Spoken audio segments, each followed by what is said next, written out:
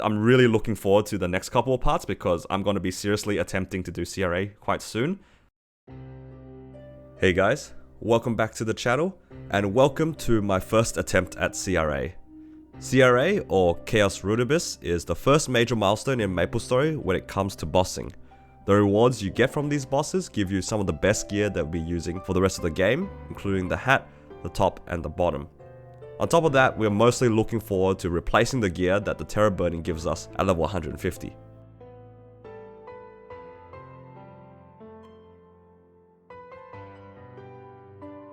Until now, we've basically just worked on our character to get to level 220, to receive all the rewards we get from the burning event, and then we upgraded the gear to get as strong as we can without spending too much on transitional gear.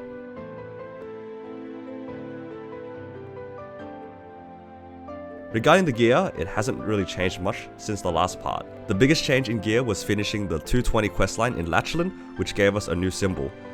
I put all the arcane symbols that we get from the event into the latch symbol to get it straight to level 10.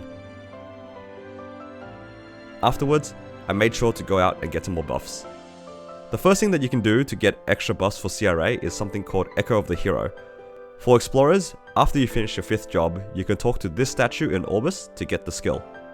It gives you an extra 4% attack, which is pretty good, and it's a buff that you can use every 2 hours and it lasts 40 minutes. Similarly, I went to the Ursa shop to buy the atmospheric buff. This will give us another 30 attack for the boss. Then I went off to get Monster Park potions. For my class, I needed red potions for the extra 30 attack. For mages, make sure you guys buy the blue ones for 30 magic attack, and depending on your class, you might need to buy a green pot for extra attack speed. For me, Corsair is primarily a hurricane class, so I didn't feel the need to use a green pot, which saves me a few Monster Park coins. The next thing is the nodes. Nodes make up a significant part of the damage that you'll be doing in both mobbing and bossing. For me, I decided to start off by splitting my Experience Node Stones into my 2 main bossing skills, Death Trigger and Nautilus Assault. For those who don't know, Experience Node Stones are the green ones that you get primarily from events, and they are worth 3 skill nodes, which is pretty good value. A lot of people suggest holding off from using these until you get to 235, but for my goals, I just want to clear CRA at the moment and I won't be getting 235 anytime soon, so I decided to just put them into my 5th job skills. I also did some research to find out which skills are my main bossing skills. I went through all my boost nodes and I combined the boost nodes that had as many bossing skills that they had on them as possible. For me, I had 2 trios that included 2 of my main skills, Majestic Presence and Brain Scrambler. After combining all the nodes and putting them into my upgraded node slots in the V matrix, they were boosted to level 28, which is a significant increase in damage across those 2 skills. Lastly, I redid my hyperstats. When it comes to hyperstat allocation, it can be kinda difficult to optimize, but for the early game bosses, it can be simplified into a few points. The first one you really want to do is to try to get as close to 100% crit rate as you can, without allocating more than 10 points. With my high base crit rate, the crit rate from the potentials of my fake Absolab weapon and the Dominator pendant, and the 10% given from the 5th job skill Decent Sharp Eyes, I only needed to put 7 points of crit rate to hit 100%. If I was not able to get 100% crit rate, I would make a Phantom for its crit rate link skill. The second one you will need to prioritize is IED, especially if the IED mark is below 60%. My starting IED was barely 50, so I immediately put 10 points into it, which put me at above 67. It is still quite low regarding IED, but thanks to the high level of my boost nodes, I decided to try the bosses anyway to see if my boost nodes would compensate for the lower IED. With the remainder of the points, I distributed them evenly between the next best damage hyperstats, which are crit damage, damage, and boss damage. With that all set up, I was ready to take on my first boss of Chaos Rudibus, Chaos Von Bon.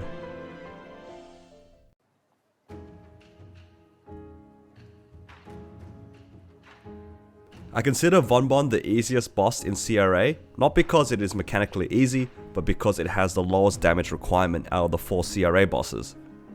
Inherently in this fight, you gain extra time inside because you will keep him inside the Dark Clocks, which will increase the time inside the fight.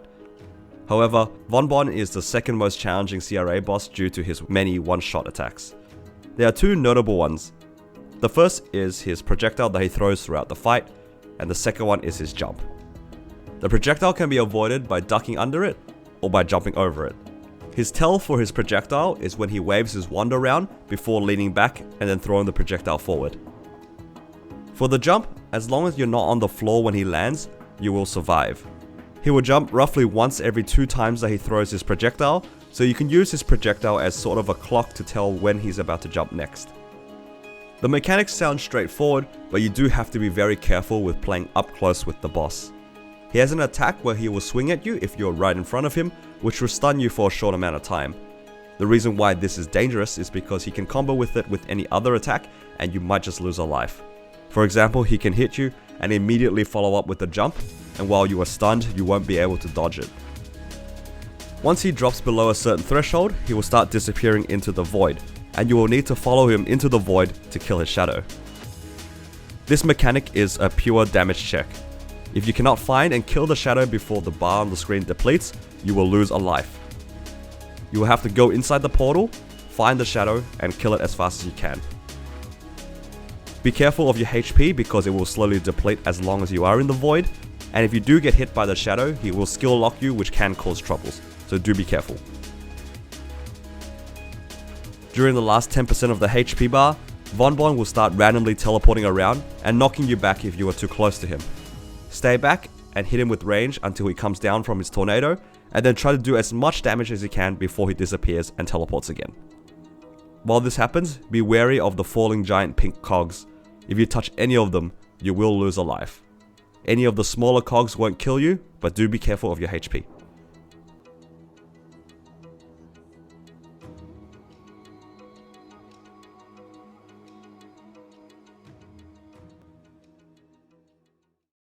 Next up, we have Chaos Queen. Queen is a little bit different from your typical boss. Instead of having different phases when she hits certain HP marks, she has 4 different faces. The default phase will try to claw you, burn you, blind you, and then follow up with a breath attack.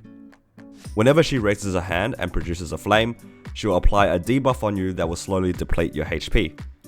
As the fight goes on, she will continuously do this, which causes you to lose HP faster and faster, but it caps at a certain point. The only way for you to remove this debuff is either by dying or by tanking her breath attack. The breath does a huge amount of damage, and if your HP and defense stat combined is lower than 70,000, you will not be able to face that attack. If you are close to her, she will try to swipe you. In the default phase, it will blind you. The next phase is the Sorrow phase. During this part, she will put up a red bubble around herself, and when this happens, do not attack her, as it is a damage reflect mechanic. Her swipe in this phase will apply a debuff on you that will tick your HP down. The most dangerous part about this phase is that after some time when her bubble goes down, she will try to apply a zombified debuff on you. She raises her hand and creates a skull that will cause you to take damage whenever you use a potion. You can counter this by using the 4th job skill Hero's Will, or the 5th job skill Will of Urda.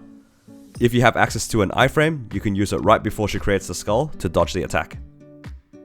The next phase is the Smiling phase. This one is rather straightforward compared to the others. Her swipe will cause you to have your movement keys reversed. In combination with that, she will create small vacuum pools on the floor that do tick damage, and it will sometimes be confusing to move around during this phase. The biggest mechanic here is that she will occasionally lean forward and pull you towards her. If you touch her from the front, you will lose a life. The best way to counter this mechanic is to move behind her when she's leaning forward, so that you will be behind her when she does the pull mechanic, in which you will get free time to do extra damage.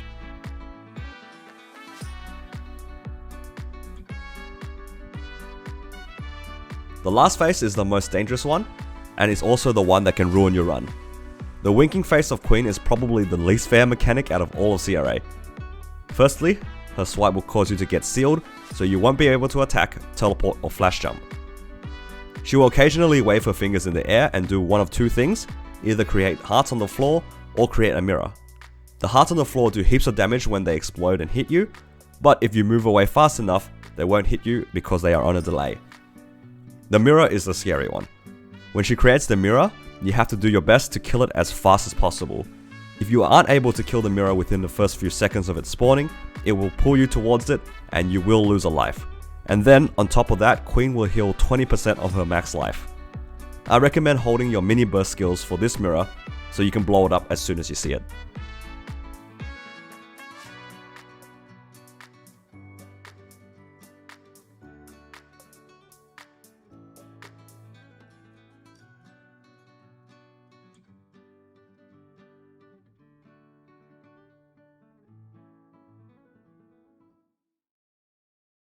The last 3-door boss that we can challenge after clearing Queen is her jester, Chaos Pierre.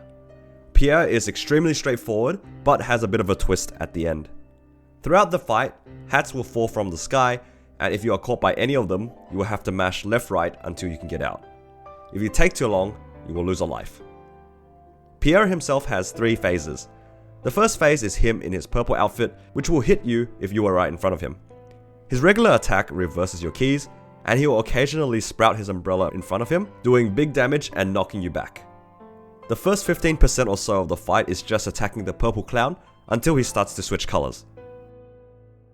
Once he starts switching colors, you'll need to pay attention to the hat that's on your head and the color of the clown. When he's in the default purple form, you can hit him regardless of which color hat you have.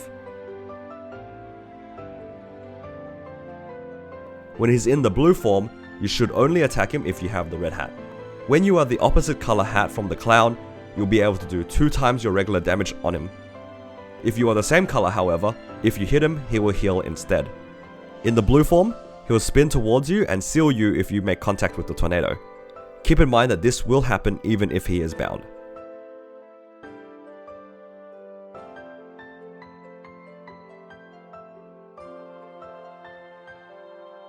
When he is in his red form, make sure that you are in the blue hat before attacking him. In red form, he will teleport to you where you were standing when he disappeared.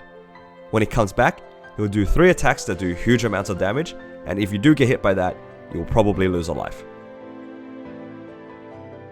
During the second phase, when he's alternating between the hats, try to chip him down until you get to this point in the HP bar.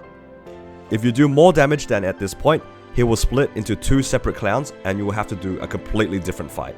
We'll get to that in a bit. Once you chip him down to this point, you'll want to wait for a red hat and when he turns into the blue form. In this combination, it is the best time for you to prep your burst, bind the clown, and then do as much damage as you can to clear the boss. If your class doesn't have a bind, you can use the 5th job skill, Urda Nova, to bind the boss. For me, I was lucky to be strong enough thanks to the nodes and the terror burning gear to be able to 1-burst the clown.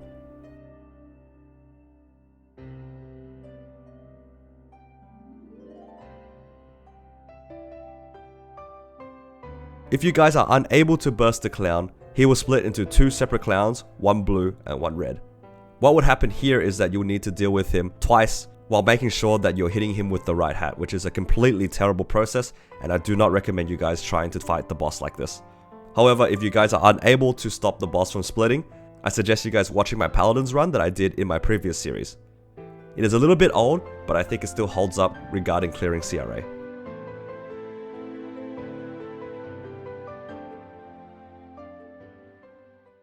And with that, we've cleared 3-door CRA.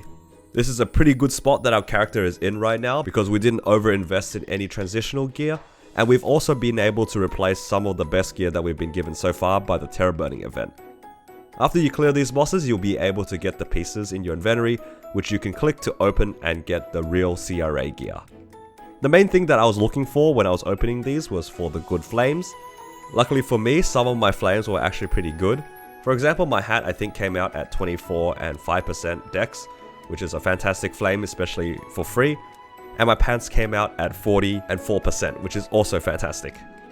The main thing you're really looking for is just good amounts of your flat stat and a good all stat percentage. I wouldn't recommend spending too much money on flames at the moment, but if you get a good one, definitely keep it. We probably won't be using these gears anytime soon, because the temporary gear is actually still pretty decent, especially because it comes with 12 stars and an epic potential. Anyway guys, it's been a blast playing this character up to this point, and clearing 3-door CRA was an amazing improvement and progression on the character. In the next part, I'll be going through the last door in CRA, and trying a few other weekly bosses as well. I feel pretty confident going into the next bosses because the damage I had going into 3-door CRA was a lot higher than I expected, so hopefully we'll do alright in the next episode. wherever you guys are in the world, hopefully you have a wonderful day. And as always, take care. I'll see you guys in the next one.